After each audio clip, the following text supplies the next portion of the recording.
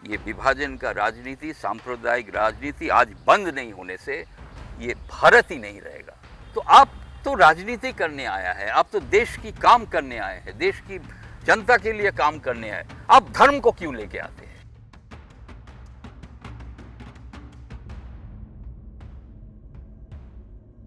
ये बीजेपी के साथ थे, चुनाव नहीं जीत सके, लेकिन 2023 में बीजेपी से इस्तीफा दे दिया और अब चंद्रोदा ने तृणमूल कांग्रेस को ज्वाइन कर लिया है।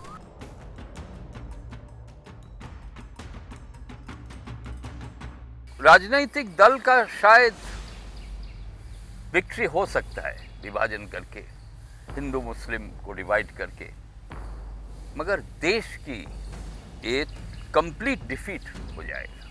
कि बीजेपी जब आपने ज्वाइन किया 2016 में, आपको वहाँ की टॉप लीडरशिप से एक आश्वासन दिया गया था कि आपको वो जगह देंगे कि आप सबको साथ लेकर एक इंक्लूसिव पॉलिटिक्स कर सकें। और अभी आपने पार्टी छोड़ते वक्त कहा कि नेताजी के उसूलों के साथ वो अलाइन नहीं होती उनकी विचारधारा।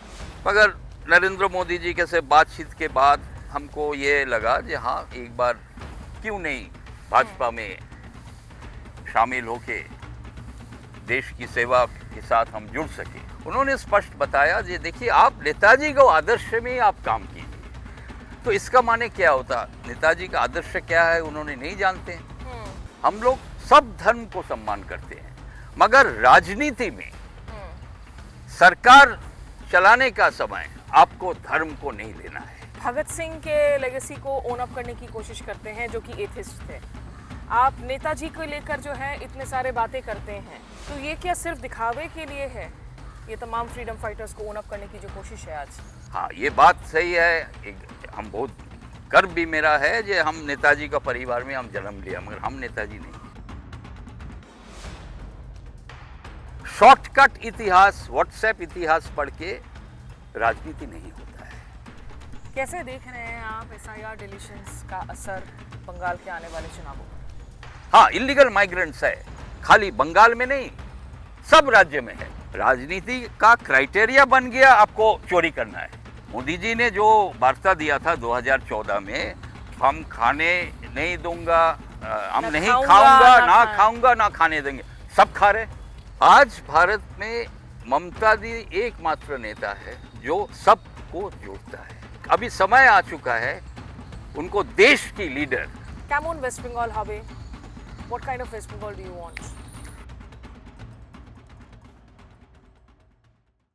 नमस्कार, आदाब, नमस्कार। आपके साथ मैं स्मिता शर्मा हूँ और पश्चिम बंगाल के चुनावों से जुड़ी हुई हमारी विशेष सीरीज शुरू हो चुकी है। तमाम ग्राउंड रिपोर्ट्स आप चैनल पर देखिए, अपना बेल आइकन नोटिफिकेशन ज़रूर प्रेस कीजिए तमाम कंटेंट अलर्ट के लिए। और आज कोलकाता में मौजूद हूँ मैं एक ऐसे चेहरे के साथ जो इन दिनों चर्चा में है, क्योंकि वैसे तो लोग इन्हें जानते हैं कि आप नेताजी सुभाष चंद्र बोस के ग्रैंड नेफ्यू हैं, 65 साल के चंद्र कुमार बोस जी, और राजनीति के साथ इनका जुड़ाव अब पुराना हो चुका है, क्योंकि ये बीजेपी के साथ थे।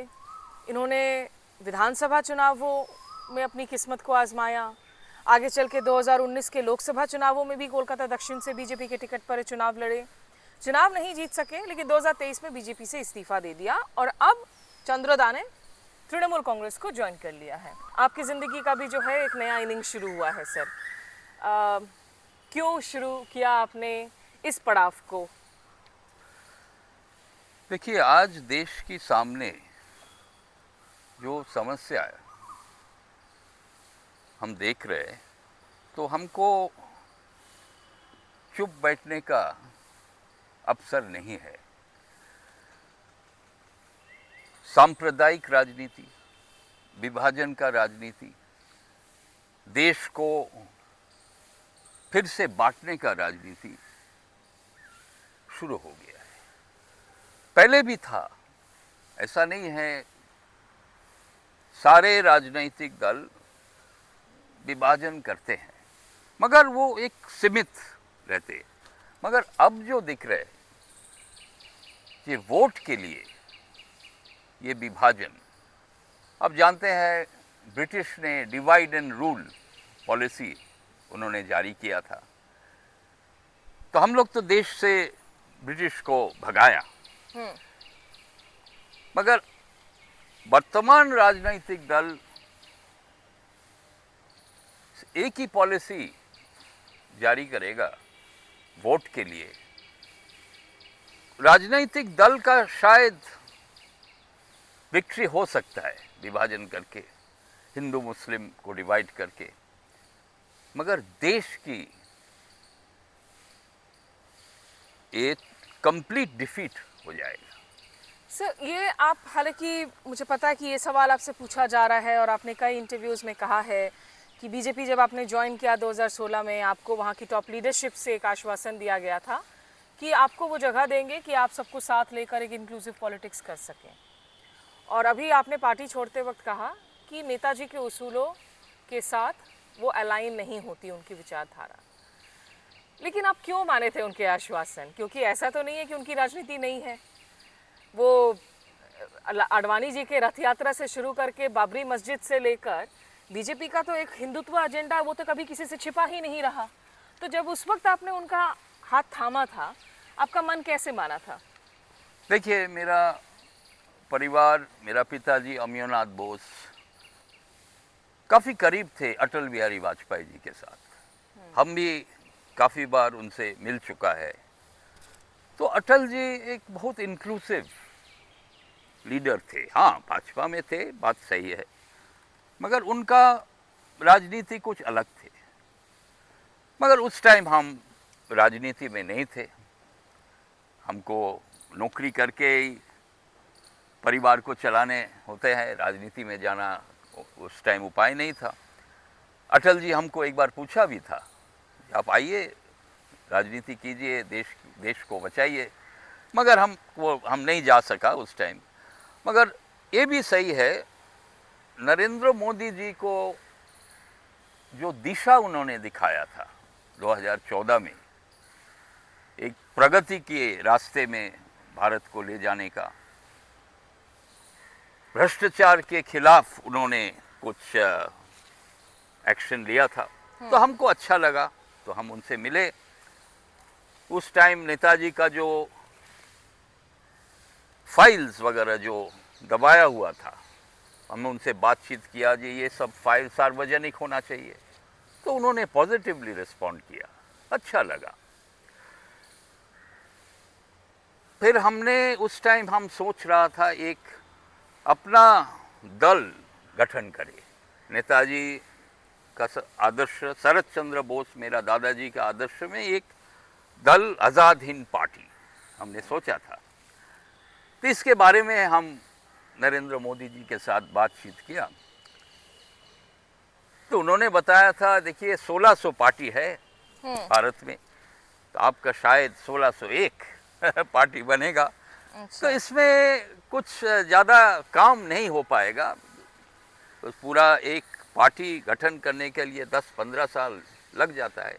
बात सही है, तो उतना प्रैक्टिकल नहीं है, मगर हाँ, हम शायद 30 साल मेरा और कुछ कम होते तो हम इसको ज़रूर कोशिश करते। 100 एफिडेविट भी तैयार था अच्छा। पार्टी को रजिस्टर करने के लिए, मगर नरेंद्र मोदी जी के से बातचीत के बाद हमको ये लगा कि हाँ, एक बार क्यों नहीं भाजपा में शामिल होके देश की सेवा के साथ हम जुड़ सके।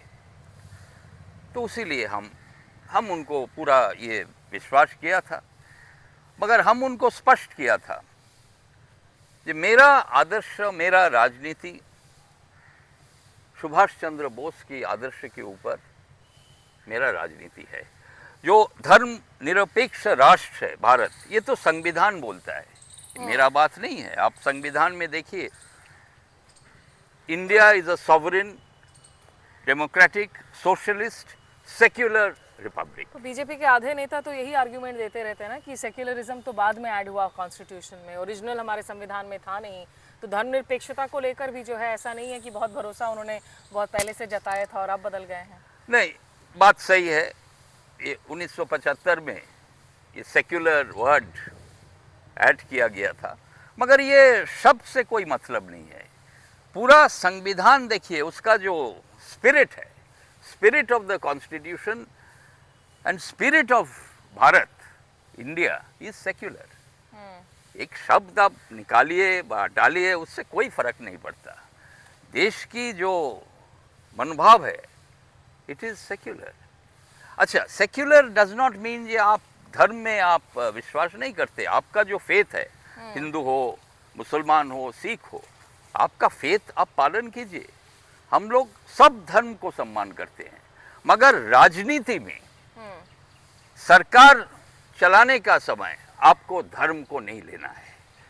आप मंदिर जाइए, नेताजी आध्यात्मिक थे, he was a spiritual person. Kali भक्त थे, दक्षिणेश्वर मंदिर में वो जाते थे। मेरा पिताजी अमीयनाथ बोस के हमने बताया, एक ही कमरा में वो उनका चाचा के साथ रहते थे 4 साल।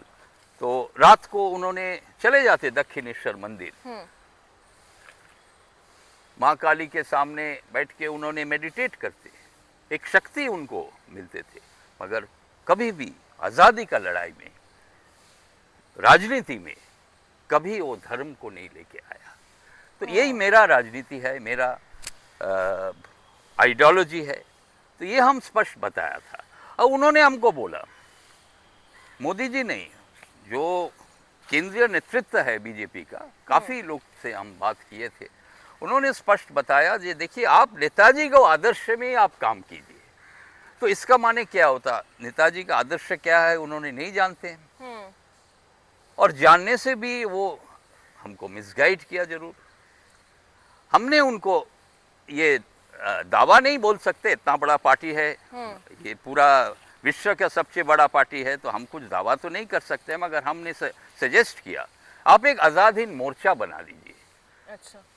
भारतीय जनता का पार्टी के अंदर काफ़ी मोर्चा है, आप आज़ाद हिंद मोर्चा जोड़ दीजिए पार्टी के साथ, इसका दायित्व हमको दीजिए। हम पूरा देश में हम आज़ाद हिंद मोर्चा को लेके हम घूमेंगे, और नेताजी का जो आदर्श है, सब धर्म को हम जोड़ेंगे एक साथ। भारत एकमात्र राष्ट्र है जो सब धर्म को एक साथ लेके चलने का इनका आदत ही है। सर, बहुत इंटरेस्टिंग बातें आप कह रहे हैं, लेकिन यहाँ पर जैसे क्या आपको लगता है, क्योंकि आपने कहा कि जैसा बीजेपी ने कहा था और आपने भी कहा कि भाई आज़ाद हिंद मोर्चा बना लेते हैं, वैसे मंच पर जाकर आप भगत सिंह के लेगेसी को ओन अप करने की कोशिश करते हैं, जो कि एथिस्ट थे। आप नेताजी को लेकर जो है इतने सारे बातें करते हैं, तो क्या ये सिर्फ कल्चरल एप्रोप्रिएशन की कोशिशें हैं आइकॉनिक फिगर्स की, हमारे लेजेंडरी, हमारे फ्रीडम फाइटर्स की, लेकिन उनके एक्चुअल बातों में, क्योंकि ये जो separation of religion and state की आप बात कर रहे हैं, वो तो देखने को नहीं मिलता। यहाँ तो कूट कूट के आज धर्म के नाम पर जो जहर बोया जा रहा है, तो ये क्या सिर्फ दिखावे के लिए है, ये तमाम फ्रीडम फाइटर्स को ओन अप करने की जो कोशिश है आज? देखिए, मेरा जो एक्सपीरियंस है ऐसा ही लगता है, नेताजी को सम्मान देना है तो उनका एक मूर्ति स्थापित करके नहीं होता है।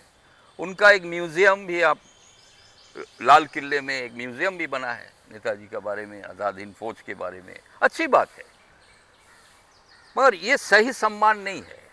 नेताजी को सही सम्मान करना है तो उनका आदर्श को अपनाइए, और उनका जो आदर्श है ये पूरा देश में फैलाइए, तभी जाके सही सम्मान आप नेताजी को कर सकते हैं। ये हम बहुत बार बोल चुका है, तो कोई मना नहीं किया, सब कोई बोला हाँ हाँ जरूर होना चाहिए, मगर हुआ नहीं। और आज़ाद हिंद मोर्चा आज भी गठन नहीं हुआ है। हमको बता देते स्पष्ट ये नहीं हो सकेगा, ये भी हम अप्रिशिएट करते, मगर हमको बताया नहीं। हम 7 साल से इंतज़ार करते रहे। ऐसा नहीं है जो हम 1 साल में हम भाग गए, नहीं, हम लगे रहे।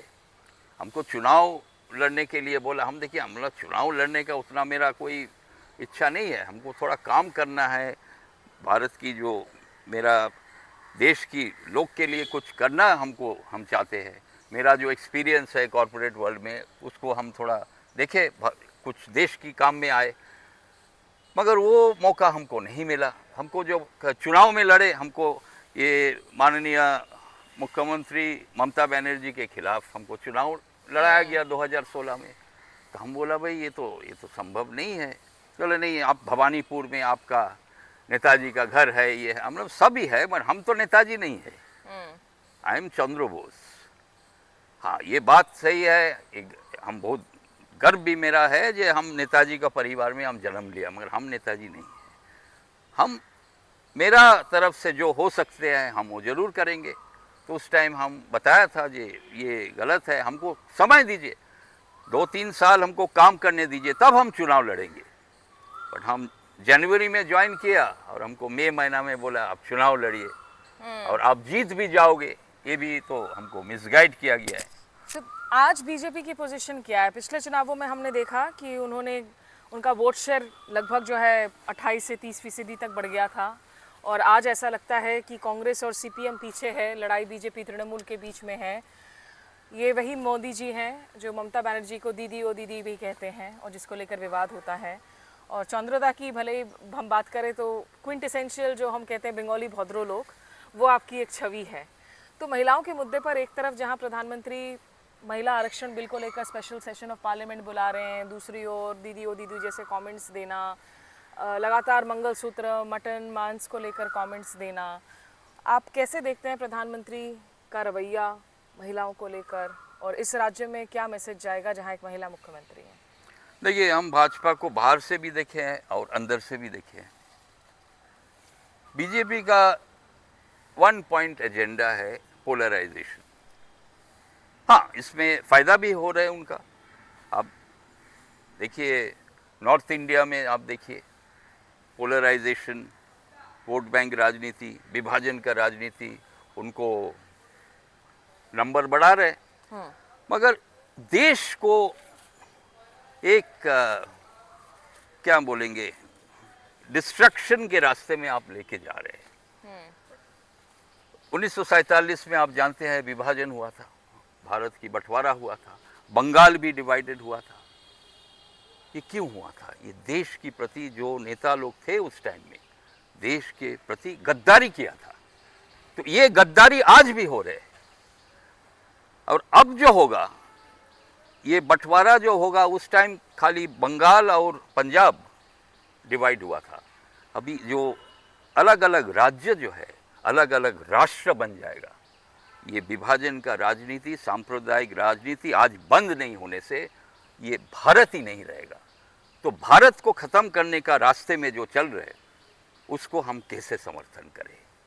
बीजेपी का जो नैरेटिव है कि यहाँ ममता दीदी वो मुसलमानों को अपीस करती हैं, वो ज़रूरत से ज़्यादा जो है उन्हीं का ख्याल रखती हैं और हिंदू खतरे में हैं, ये जो कह रहे हैं। बंगाल में हिंदू कितने खतरे में हैं सर? वहाँ पे राइट्स वगैरह भी हो रहे हैं, लगातार राइट्स की खबरें भी आ रही है पिछले कुछ वक्त से। हिंदू कितने खतरे में है बंगाल में? देखिए, ये एक नैरेटिव जो प्रचार किया जा रहा है, ये बहुत गलत है। आप एक राइट्स की तरफ आप देश को ढकल रहे हैं, ये बहुत गलत है। जो माइनॉरिटी कम्युनिटी है मुसलमान, आप संविधान देखिए, it is the responsibility of the government. आपका जो माइनॉरिटी कम्युनिटी है उनको देखभाल करना, उनको रक्षा करना, ये आपको कर्तव्य है। ये संविधान बोलते। आप संविधान को नहीं मानते वो तो अलग बात है। नेताजी ने भी बोला है, अब नेताजी का राइटिंग्स देखिए, उन्होंने बोला ये भारत को जो अपनाया है, जो देश की भारत में रहने के लिए उन्होंने तय किया है, वो मेरा ब्रदर एंड सिस्टर है। वो हो मुसलमान हो, सिख हो, ईसाई हो, हिंदू हो, जो भी हो। और संविधान में एक चीज़ बोलते हैं, स्वामी विवेकानंद भी एक ही चीज़ उन्होंने बोला है, ही एम्ब्रेस्ड ऑल रिलीजन्स। तो आप तो राजनीति करने आया है, आप तो देश की काम करने आए हैं, देश की जनता के लिए काम करने आए, आप धर्म को क्यों लेके आते हैं? धर्म से क्या मतलब है आपका? आप जब मंदिर जाएंगे व मस्जिद जाएंगे, उस टाइम तो राजनीति का सोच नहीं होना चाहिए। तो ये जो मिलावट जो हो रहा है, राजनीति और धर्म, धर्म और राजनीति, ये भारत को ख़त्म करने का एक लेकिन सर डायरेक्शन उनका फिर से जो यही कहना है कि भाई ममता दीदी तो यही कर रही है, राजनीति कर रही है। वो जाकर मस्जिदों में जब दुआ पढ़ती हैं, ईद मनाती हैं, लेकिन बीजेपी वाले कह रहे हैं कि भाई रामनवमी आप मनाने नहीं देते बंगाल में, आप रामनवमी पर रोक लगा रहे हैं। हम एक एक्स में ट्वीट भी किया था, बहुत बड़ा रैली हुआ था, ब्रिगेड में, आप जानते हैं ऐतिहासिक ब्रिगेड, तो माननीय प्रधानमंत्री नरेंद्र मोदी जी आए थे, तो हमने देखा डायस के पीछे दक्षिणेश्वर मंदिर का पिक्चर लगा हुआ है। ये दक्षिणेश्वर क्या है? महाकाली का जगह है, रामकृष्ण परमहंस देव का जगह है। रामकृष्ण परमहंस देव कौन था? अब थोड़ा इतिहास आपको समझने पड़ेगा। शॉर्टकट इतिहास, व्हाट्सएप इतिहास पढ़ के राजनीति नहीं होता है। बंगाल में तो नहीं होता है, दूसरा कहीं। देखिए, हम सब स्टेट को सम्मान करते हैं, ऐसा नहीं, सबका अलग अलग ये है, परंपरा है। मगर बंगाल में आपको राजनीति करना है तो आप बंगाल के इतिहास, संस्कृति आप समझ के, पढ़ के आइए, सोच के आइए। रामकृष्ण परमहंस देव हिंदू, मुस्लिम, सिख सब रिलीजन को एक बनाया था। उन्होंने मस्जिद में भी गया, मस्जिद में जाके भी उन्होंने देखा कि इस्लाम क्या है। तो ये आपको समझने पड़ेगा। आप रामकृष्ण परमहंस देव को सम्मान करना चाहते हैं तो हिंदू, मुसलमान, सिख सबको लेके आपको चलने पड़ेगा। और दक्षिणेश्वर मंदिर में आप जाइए, आप कैमरा लेके क्यों जाते हैं? आपको क्या, आप तो, नेताजी भी जाते थे, सब कोई जाता। हाँ, उस टाइम शायद मीडिया कैमरा नहीं था, मगर वो कभी स्टेटमेंट नहीं दिया जब हम अभी दक्षिणेश्वर मंदिर से आया, हिंदू लोग को हम देखभाल करना चाहते नहीं। नेताजी सुभाष चंद्र बोस, हम एक शॉर्ट में आपको कहानी बोलते हैं। जब सिंगापुर में वो थे, आज़ाद हिंद फौज का नेतृत्व दे रहा था, उस टाइम चेतियार कम्युनिटी, बहुत बड़ा कम्युनिटी है आपका दक्षिण भारत में, सिंगापुर में भी वो लोग का मंदिर है, बहुत बड़ा मंदिर है। मेरा भी सौभाग्य था, हम गया था वो मंदिर में। तो हाई प्रीस्ट जो था उधर, जो मेन प्रीस्ट जो था, नेताजी को आमंत्रण किया था, आप आइए चेतियार मंदिर और कम्युनिटी से हम आपको एक डोनेशन देना चाहते हैं, मगर आप सिर्फ आपका हिंदू ऑफिसर को लेके आइए। अच्छा। तो नेताजी वो जवाब दिया था, लिख के उन्होंने भेजा था चिट्ठी, ये देखिए हम बहुत खुश है जो आप हमको बुला रहे डोनेशन देने के लिए, आज़ादी का लड़ाई के लिए आप समर्थन कर रहे, मगर मेरा आज़ाद हिंद फौज में हिंदू ऑफिसर है नहीं, भारतीय ऑफिसर है। उसमें हिंदू, मुसलमान, सिख, ईसाई सबको सब है, सबको लेके आप अनुमति देंगे तो हम आएंगे। अनुमति मिला था। अब नेताजी उधर हिंदू, मुसलमान, सिख को लेके गया था। अबिद हसन, ये कहानी मेरा पिताजी को बताया था। और नेताजी जब उधर भाषण दिया, वो भाषण था इतना हिंदू मुस्लिम यूनिटी का जो भाषण था, सब रोने लगा। फिर नेताजी जब अंदर गए, अबिद हसन भी साथ में था, तो ऐसा मंदिर, हिंदू मंदिर में आप जाते तो टीका लगाया जाता है, तो टीका लगाया गया। तो उसके बाद जब मंदिर के बाहर उन्होंने आया, नेताजी ने ऐसा टीका मिटा दिया। तो अबिद हसन उनसे पूछा, सर आप टीका क्यों आप मिटा दिया? तो बोला, देखिए हम जब अंदर गया था, हिंदू मंदिर में हम गए थे तो उनका परंपरा है टीका लगाने के लिए, बट हम मंदिर से बाहर जब आ गए, हम फिर भारतीय बन गया, हम हिंदू नहीं रहा, हम भारतीय बन गए। तो अबिद हसन और जो भी ऑफिसर्स लोग थे, वो लोग भी उनका टीका मिटा दिया। ये है भारत की परंपरा, ये है भारत की प्रैक्टिस। ये आदर्श लेके नहीं चलने से 50 साल में और भारत को दिखाई नहीं देगा। सर, ऐसे में कुछ आखिरी सवाल, आप फ़ोन साइलेंट पर भी कर ले सकते हैं। हाँ।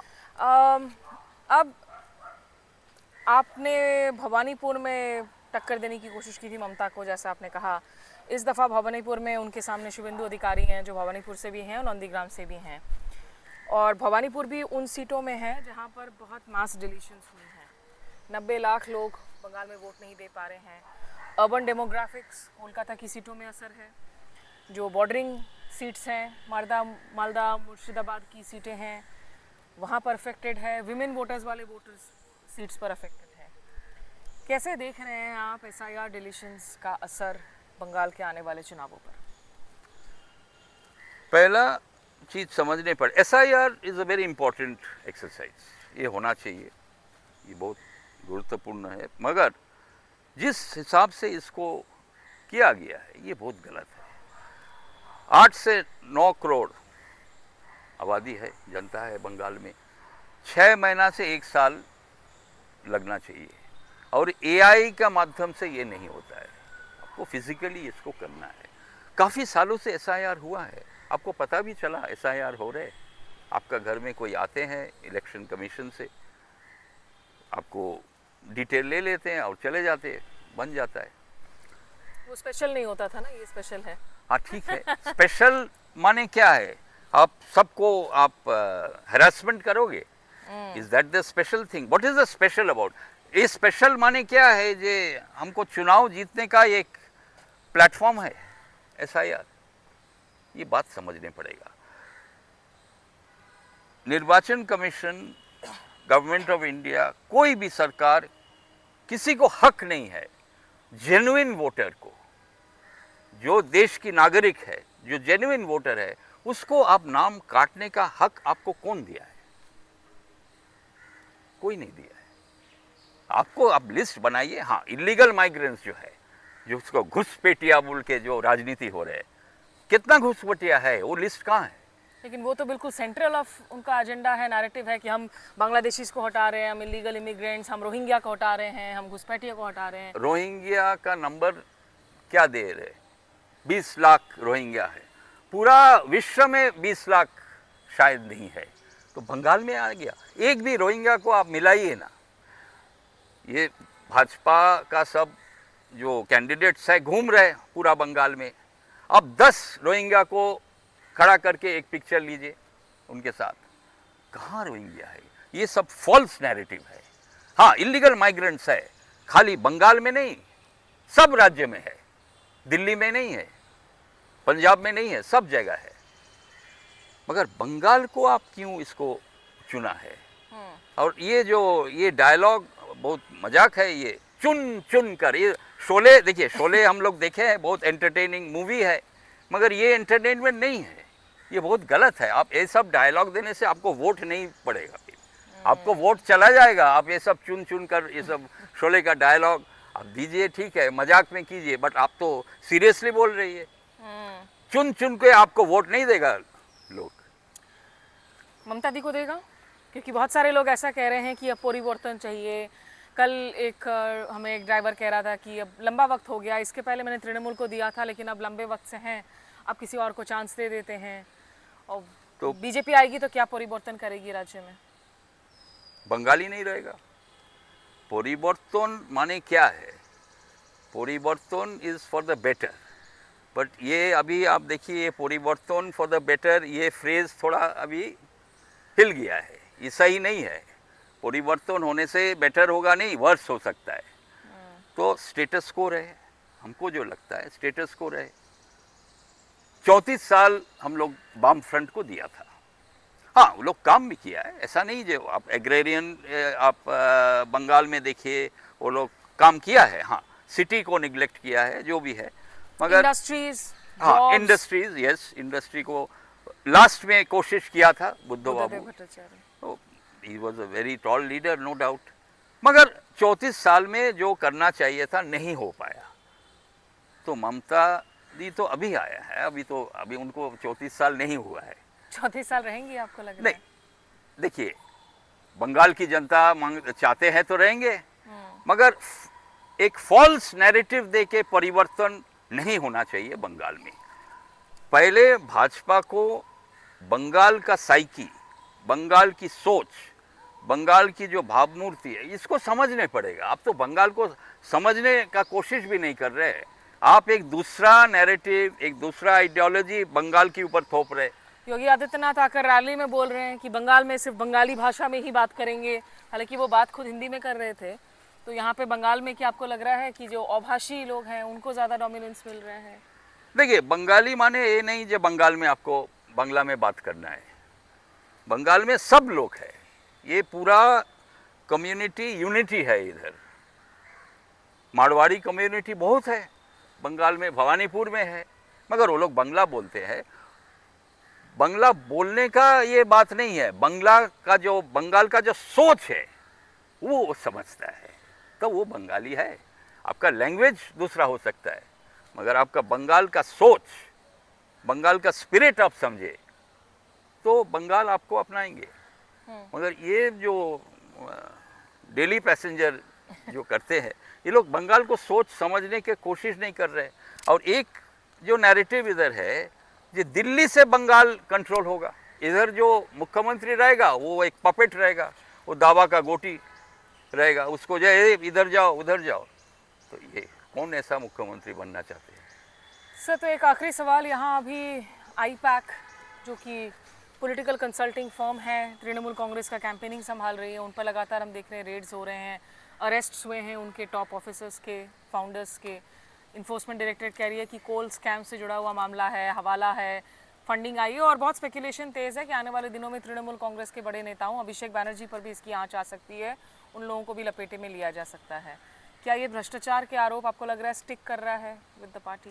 अब क्यों, ये जो भी एलिगेशंस है ये तो कल नहीं हुआ है, काफ़ी सालों से ये चल रहे। तो आप क्या सो रहा था इतना दिन? आप सडनली एकदम फास्ट फॉरवर्ड चले गए चुनाव के कुछ दिन पहले। देखिए, कोई भी कुछ भ्रष्टाचार में लिप्त हुए हैं तो उसको जांच होना चाहिए। भाजपा का लोग क्या भ्रष्टाचार में लिप्त नहीं हुए हैं? उनके ऊपर क्यों नहीं जांच होते हैं?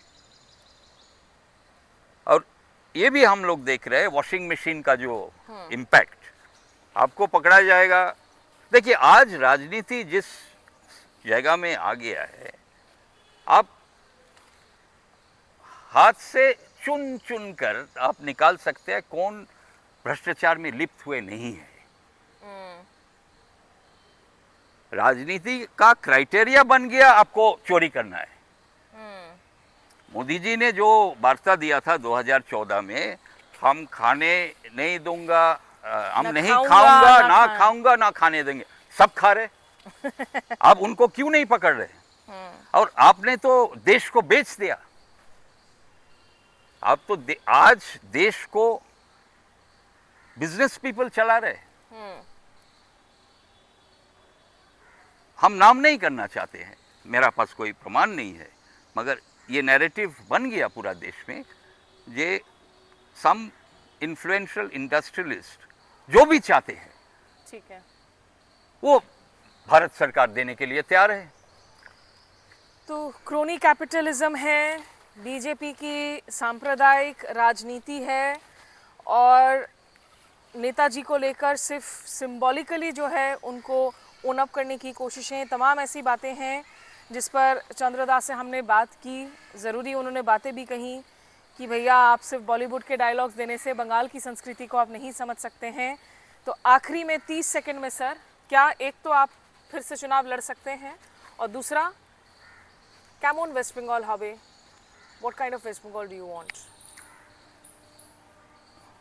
देखिए, बंगाल में पोलराइजेशन नहीं होगा, कुछ बॉर्डर डिस्ट्रिक्ट में हो सकता है। कम्युनल हार्मनी, सब धर्म को एक बना के हम लोग सब भारतीय है, ये कॉन्सेप्ट बंगाल में लागू रहेगा। जो भी पार्टी ये कॉन्सेप्ट को आगे बढ़ाएगा वही बंगाल में रहेगा। और ममता दी, देखिए, अभी काफ़ी एक्सपीरियंस उनको हो चुका है। कुछ मिस्टेक्स जरूर हुआ है लास्ट 15 साल में, वो सब क्या उनके अंदर भी एक तानाशाह है, वो भी बड़ा जो है सप्रेस करके रखती हैं? देखिए, आज भारत में ममता बनर्जी, ये नहीं जो हम तृणमूल से जुड़े हैं, हम पहले भी ये बताया जुड़ने का, हम कुछ दिन पहले भी हम नहीं जानते थे जे ऐसा मेरा ऑफर आएगा, हम तृणमूल में जाएंगे, ऐसा नहीं था। हम फिर सोच रहा था अपना पार्टी बनाएंगे। आज भारत में ममता दी एकमात्र नेता है जो सबको जोड़ता है, सब धर्म को जोड़ता है, इसीलिए हम उनको साथ दिया है। और आज ममता बनर्जी का रोल खाली सिर्फ बंगाल की नेत्री, बंगाल की लीडर का बात नहीं है। हम उनको अनुरोध भी किया, 23 जनवरी जब नेताजी का जन्मदिन का जो कार्यक्रम हुआ था, नेताजी का स्टैचू जो है रेड रोड में उसके सामने, उधर हम ओपन पब्लिक मीटिंग में हम बताया जो अभी समय आ चुका है, उनको देश की लीडर बनने का समय आ चुका है जो सबको वो जोड़ सके। राहुल गांधी नहीं कर पा रहे हैं, कांग्रेस नहीं कर पा रही है। नहीं, देखिए राहुल गांधी बड़े नेता है, ऐसा कमेंट नहीं, बट सब हम एक, मेरा जो इंटेंशन अभी जो है लाइक माइंडेड पॉलिटिकल पार्टीज, उसमें शायद राहुल भी शामिल हो, जरूर होंगे, अखिलेश यादव जी, काफ़ी सारे लोग हैं, सबका नाम हमको अभी ये बोलना ठीक नहीं रहेगा, इनको जोड़ के एक प्लेटफॉर्म जो इंडिया अलायंस में नहीं हो पाया, अब समय आ चुका है ये solid alliance with like minded parties, secular inclusive parties को एक साथ आने पड़ेगा, अपने लिए नहीं, देश के लिए। देश को बचाना है, सांप्रदायिक राजनीति को बंद करना है। चलिए ठीक है, सुबह सुबह हमने कहा कि चंद्रोदा के मॉर्निंग वॉक के वक्त में जो है उनको पकड़कर एक थोड़ी सी बातचीत की जाए। शुक्रिया दादा आपका हमारे साथ जुड़ने के लिए। बंगाल के चुनाव बेहद दिलचस्प और बेहद चुनौतीपूर्ण होने जा रहे हैं। 23 और 29 अप्रैल को हमारी विशेष कवरेज ग्राउंड से जारी है, आप हमारे साथ जुड़े रहिए सहयोगी सार्थक टंडन के साथ। फिलहाल मुझे दीजिए इजाज़त। नमस्कार, आदाब, नमस्कार।